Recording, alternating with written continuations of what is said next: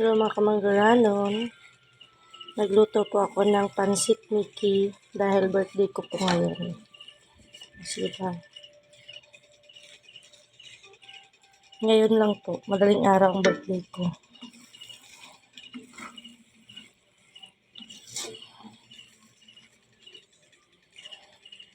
Pansit Mickey, Mickey Mouse.